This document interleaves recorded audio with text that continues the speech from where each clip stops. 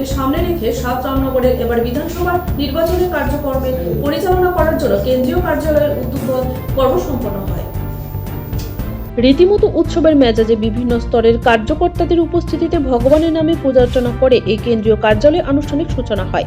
এই পর্বে উপস্থিত থেকে নিজের প্রতিক্রিয়া ব্যক্ত করতে গিয়ে ৭ রামনগর বিধানসভা বিজেপি দল মনোনীত প্রার্থী দীপক মজুমদার দাবি করেছেন, আগামী দিনে গোটা বিধানসভা এলাকার নির্বাচনী কাজকর্মকে পরিচালনা করার জন্য মোট ৩টা এই রকমের কার্যালয় চালু হবে। পাশাপাশি এই দিন দীপক মজুমদার দাবি করেন, ভারতীয় জনতা পার্টি গোটা বছর ধরে বিভিন্ন প্রকারের প্রকল্প এবং কর্মসূচি নিয়ে মানুষের পাশে থাকে, কিন্তু অন্যান্যরা শুধুমাত্র নির্বাচন আসলেই ভোট রাজনীতি করতে ময়দানে আসে বলে দীপক মজুমদারের অভিমত। এখানে উল্লেখ করা প্রয়োজন, মনোনয়নপত্র দাখিল করা থেকে শুরু করে পালা করে যেভাবে দীপক মজুমদারের সমর্থনে বিভিন্ন অংশের কার্যকর্তা থেকে শুরু করে সাধারণ মানুষরা ময়দানে নামছেন, তা থেকে বলা চলে আগামী উপনির্বাচনে ৭ রামনগর বিধানসভা কেন্দ্রে অনেকটা এগিয়ে রয়েছেন দীপক মজুমদার। আমাদের ৭ রামনগর বিধানসভা কেন্দ্রে সুষ্ঠুভাবে সুন্দরভাবে নির্বাচন কার্য পরিচালনা করার জন্য নির্বাচনী কার্যালয় করা হয়েছে। আজকে আনুষ্ঠানিকভাবে মামনি অনুষ্ঠানের মাধ্যমে আমাদের যারা গ্রামস্টাররা আছে কার্যকর্তারা সবাই মিলে করেছে। আমাদের সবাই উদ্দেশ্যটি হচ্ছে নারায়ণ পূজা করা নিয়ে মানুষের পূজার মধ্যে আমাদের ভারতীয় জনতা পার্টি দল আমরা পরিচালনা করি। সার্বিকভাবে আমরা ধর্মীয় অনুষ্ঠানের মাধ্যমে মানুষের কাছে পৌঁছে দেবো, মানুষের আশীর্বাদ প্রার্থনা করবো। ভগবানের চরণে আমি আমাদের আশীর্বাদ প্রার্থনা করবো।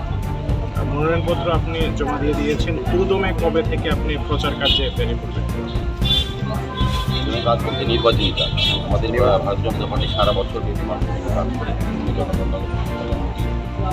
কেন্দ্র সরকার, রাজ্য সরকার, আমাদের দপ্তরে এগুলো নিয়ে সব সারা বছরই মানুষের জন্য কাজ করে থাকে। প্রার্থী হিসেবে আমাদের নির্বাচন যদি এসছে, আমরা নির্বাচনে মানুষের কাছে ভোট চাইবো, আশীর্বাদ চাইবো, কাজ করার সুযোগ দেওয়া। এই উপনির্বাচন কি পুরো কাজকর্মকে এখান থেকে চলবে?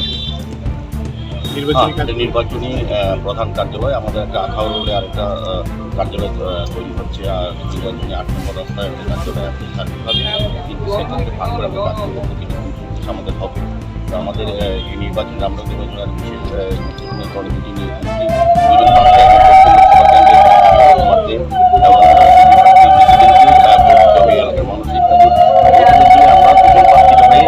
করা হচ্ছে। প্রত্যেকটি বুথ অফিস হবে, প্রত্যেকটি বুথ 50টা বুথে আমাদের বিধানসভা কেন্দ্র অন্তর্ভুক্ত হবে এবং আমাদের এটা মেইন অফিস হবে। এখান থেকে সবাই আমরা পরিচালনা করবো এবং 2টি সেক্টর অফিস থাকবে স্বাভাবিকভাবে। আর এমনিতে আমরা সারা বছর কাজ করি, আমাদের কোনো অসুবিধা নেই। নির্বাচনে এসে মানুষ দেখে আর আমাদের সারা বছরের মানুষ পায়। পুরোদমে প্রচার কর্মসূচি কবে থেকে শুরু হচ্ছে? ওই আমাদের যেদিন নমিনেশন আমাদের ফাইল হয়েছে, দেখেছেন গতকাল প্রচুর সংখ্যক কার্যকর্তা মানুষ, সাধারণ মানুষও অংশগ্রহণ করেছে, মানে দলের বাইরের লোক অংশগ্রহণ করেছে। সার্বিকভাবে সারা রাজ্যে একটা পরিবেশ তৈরি হয়েছে, মানুষ চাইছে মোদীকে আবার তৃতীয়বার দেখে আমাদের রাজ্যে মানুষ অব্যাহত রাখার জন্য মানুষ বিজেপি